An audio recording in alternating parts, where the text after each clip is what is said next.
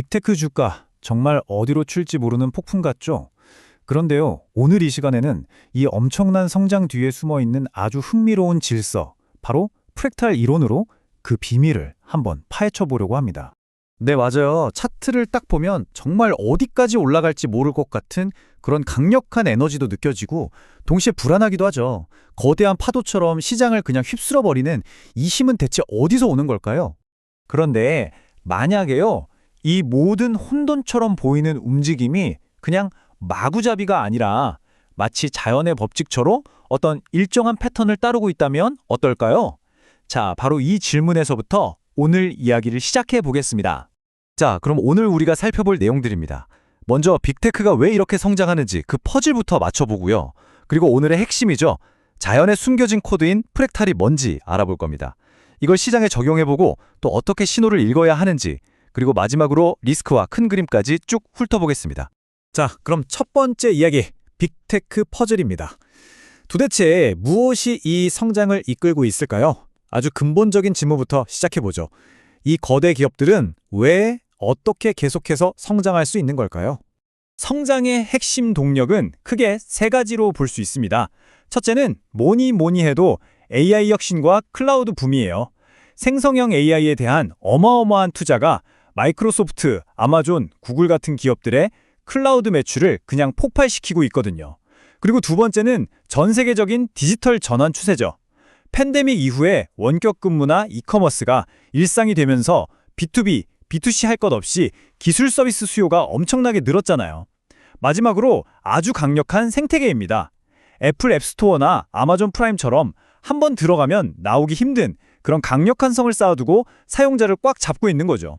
자, 그럼 이제 시장 이야기에서 잠깐 나와서요, 이 모든 현상을 아주 흥미롭게 설명해 줄 개념, 바로 프랙탈의 세계로 한번 들어가 보겠습니다. 프랙탈, 말이 좀 어려워 보이지만 사실 간단합니다. 자기를 닮은 패턴이 계속 반복되는 거라고 생각하시면 돼요. 여기 해안선이나 눈꽃송이처럼요. 예를 들어 나무를 한번 떠올려 보세요. 큰 줄기에서 가지가 뻗어나오고 그 가지에서 또 작은 가지가 뻗어나오잖아요. 그 작은 가지의 모양이 전체 나무 모양이랑 비슷하죠. 바로 이런 겁니다. 부분이 전체를 닮은 구조. 이게 바로 프랙탈의 핵심이에요. 자, 이거 한번 보세요. 정말 신기하지 않나요? 왼쪽은 자연 속의 프랙탈 패턴이고 오른쪽은 주식시장 차트입니다. 전혀 상관없어 보이는데, 와, 보세요. 작은 움직임들이 모여서 큰 흐름을 만들어내는 그 모양새가 놀랍도록 닮았어요. 자연의 패턴이 시장 차트 안에서 그대로 나타나고 있는 거죠. 바로 이겁니다, 핵심은. 그러니까 시장에서 몇 분, 몇 시간짜리 단기 차트의 움직임이 길게 보면 일봉, 주봉, 월봉 차트의 거대한 흐름과 그 패턴이 똑같다는 거예요. 미시적인 움직임이 거시적인 추세를 그대로 닮아 있는 거죠.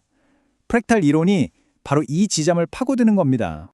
자, 그럼 이론은 이쯤 하고요. 이 프랙탈이라는 렌즈를 가지고 실제 빅테크 기업들은 어땠는지 한번 들여다보겠습니다. 대표적으로 애플과 마이크로소프트 사례를 볼게요. 애플의 성장 스토리는 정말 프랙탈의 교과서라고 할 만합니다. 보세요. 2010년대에 아이폰 혁명으로 첫 번째 거대한 성장 파도를 만들어냈죠. 그리고 그 위에 2010년대 후반부터는 앱스토어 같은 서비스 사업으로 첫 번째 파도와 아주 비슷한 모양의 하지만 더 큰 두 번째 파도를 만들어냈어요. 그리고 지금은요, 바로 AI죠. 애플 인텔리전스를 통해서 세 번째, 자기 자신을 닮은 성장 파도를 만들어내고 있는 겁니다. 마이크로소프트는 파도라기보다는 계단식 프랙탈에 가까워요. 아주 튼튼한 첫 번째 계단 윈도우가 있었죠. 그 위에 오피스 구독이라는 두 번째 계단을 쌓았고요. 이걸 발판 삼아서 애저 클라우드라는 세 번째 계단으로 뛰어 올랐습니다. 그리고 지금은 네 번째 계단, 바로 AI 통합을 쌓아 올리고 있는 거죠. 이렇게 차곡차곡 계단을 쌓아 올려가는 패턴을 계속 반복하고 있는 겁니다. 자, 그럼 이런 패턴이 보인다는 건 알겠는데 이걸 실제 투자에서 어떻게 써먹을 수 있을까요? 트레이더들은 이 프랙탈 신호를 어떻게 읽어내는지 그 관점을 한번 살펴보겠습니다. 보통 3단계로 접근하는데요. 첫 번째는 일단 신호를 포착하는 겁니다. 보통 캔들 5개를 보고 특정 패턴을 찾아서 여기가 진입점이나 청산점이 될 수 있겠구나 하고 잠재적인 포인트를 잡는 거죠. 근데 이것만 보고 들어가기엔 좀 불안하잖아요? 그래서 두 번째 단계, 다른 보조 지표들을 같이 봅니다. 예를 들어 이동평균선이나 RSI 같은 것들이죠. 프랙탈 신호랑 다른 지표 신호가 일치하면 신뢰도가 확 올라가겠죠. 마지막으로 이게 정말 중요한데 여러 시간대에서 같이 보는 겁니다. 주봉이나 월봉 차트에서 큰 추세를 확인하고 일봉이나 분봉에서 정확한 타이밍을 잡는 식으로요. 나무만 보지 않고 숲을 함께 보는 거죠. 물론 이 프랙탈 전략이 만병통치약은 절대 아닙니다. 장점과 한계가 아주 뚜렷해요. 장점은 일단 규칙이 명확하니까 뇌동매매 같은 감정적인 실수를 줄일 수 있다는 거고요. 또 단기든 장기든 다 적용해 볼 수 있다는 점도 있죠. 하지만 한계도 분명합니다. 시장에 오르지도 내리지도 않는 옆으로 기는 횡보장에서는 거짓 신호가 엄청나게 많이 나와요. 그리고 제일 치명적인 건 실적 발표나 갑작스러운 뉴스 같은 펀더멘탈 이슈에는 완전히 무방비 상태라는 거죠.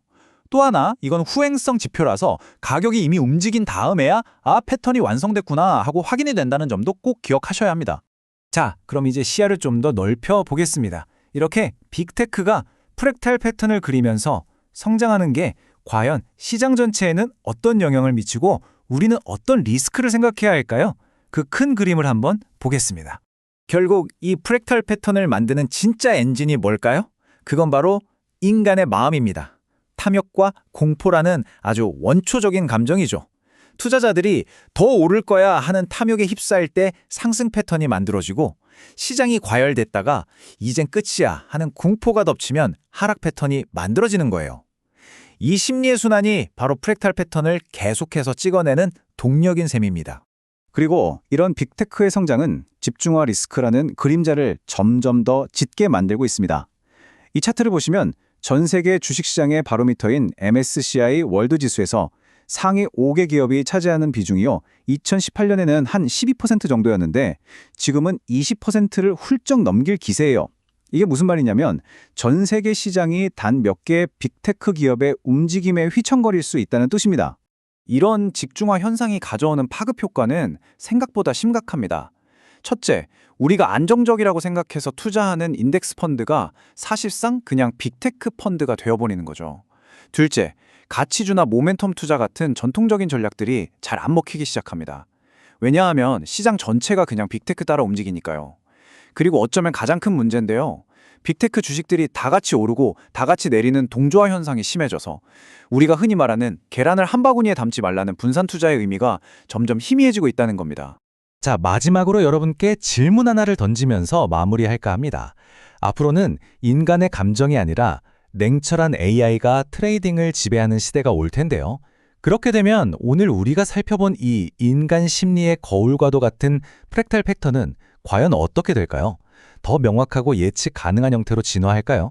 아니면 우리가 전혀 이해할 수 없는 새로운 형태의 혼돈 속으로 사라지게 될까요? 그 답은 아마 미래의 시장만이 알고 있겠죠.